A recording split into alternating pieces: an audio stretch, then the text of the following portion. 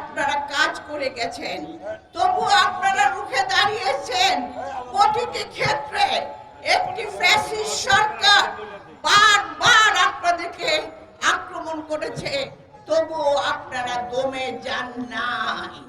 কারণ আপনাদের ভারপ্রাপ্ত চেয়ারম্যান একটা কথা বলেছিলেন, সেই কথাটাকে আপনারা সাথে নিয়ে সেই স্লোগানটি হলো, যদি তুমি ভয় পাও তবে তুমি শেষ, যদি তুমি রুখে দাঁড়াও ফিরে পাবে বাংলাদেশ।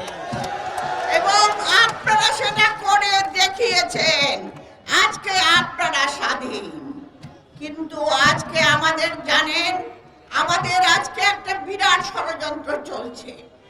এক বুক রক্ত দিয়ে যে ছাত্র জনতা আজকের এই স্বাধীনতা এনেছে, যে ছাত্র জনতা যেখানে মায়ের বুকের কোল খালি হয়েছে, যেখানে হাজার হাজার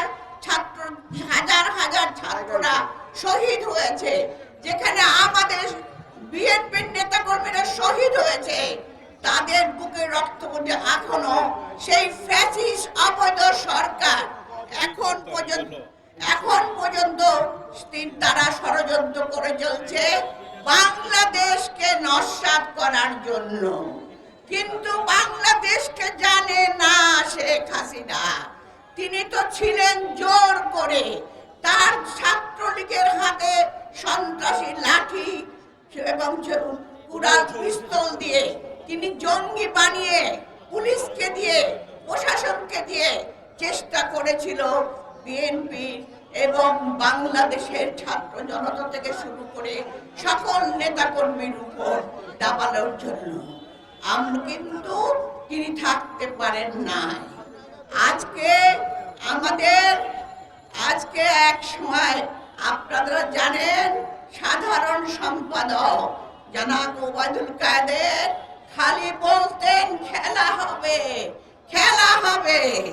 আমি একদিন বলেছিলাম, আপনি খেলার কথা বলবেন না, বাংলাদেশের জনতা আপনাদেরকে খেলা দেখিয়ে দেবে। এবং সেই খেলা দেখিয়ে দিয়েছে বাংলাদেশের ছাত্র জনতা, বিএনপির নেতৃবৃন্দ। ভাই ও বোনেরা, আজকে ওবায়দুল কাদের বলেছিলেন, কোনদিন আমার নেত্রী তিনি পালাবেন না। কিন্তু তিনি আজকে কোথায়? তিনি তার নেতা কর্মীকে ফেলে রেখে তিনি একাই পালিয়ে গেছেন। আজকে ওবায়দুল কাদের কোথায়? তিনি আজকে পালিয়ে গেছেন। তোমরা তো বাংলাদেশে থাকতে পারো নাই, কারণ তোমাদের দেশে তোমাদের ভয়। তোমরা যে অকাম করেছো, যে সুশাসন করেছো, তোমরা বাংলাদেশের জনগণ তোমাদেরকে আর বাংলাদেশে ঠাঁই দেবে না। আমি শুধু একটা কথাই বলতে চাই, সেটি হলো ইতিহাস কথা বলে। ৭১ থেকে ৭৫, ৯৬ থেকে ২০০১, আমার ২০০৮ থেকে ২০২৪, তোমরা যে নিপীড়ন, নিঃশেষণ, দুঃশাসন চালিয়েছ, সেই দুঃশাসন আর কোনোদিন এই ঐক্যবদ্ধ ছাত্র জনতা আসতে দেবে না।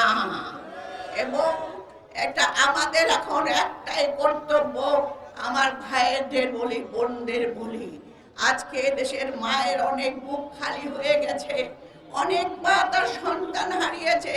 সেই মায়েদের বলি, ভাই বোনদের বলি, আজকে আমাদের ঐক্যবদ্ধ হয়ে শহীদ জিয়া যে স্বপ্ন দেখেছিলেন একটা সুন্দর বাংলাদেশে, শহীদ জিয়া যে গণতন্ত্র দেখেছিলেন, দেশের একটি বেগম খালেদা জিয়া যে ঘোষণা দিয়ে গেছে, স্লোগান দিয়ে গেছিলেন, দেশ বাঁচাও মানুষ বাঁচাও, সেই ঘোষণাকে নিয়ে আজকে আমাদেরকে ঐক্যবদ্ধ থাকতে হবে।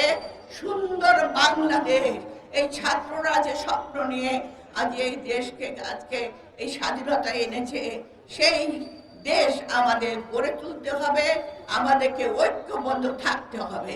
ইনশাআল্লাহ আমরা অতি শীঘ্রই এই দেশকে আবার সেই বাংলাদেশ হিসেবে গড়ে তুলব। আল্লাহ হাফেজ। বাংলাদেশ জিন্দাবাদ, বেগম জিয়া জিন্দাবাদ, শহীদ জিয়া অমর হোক, তারেক রহমান জিন্দাবাদ।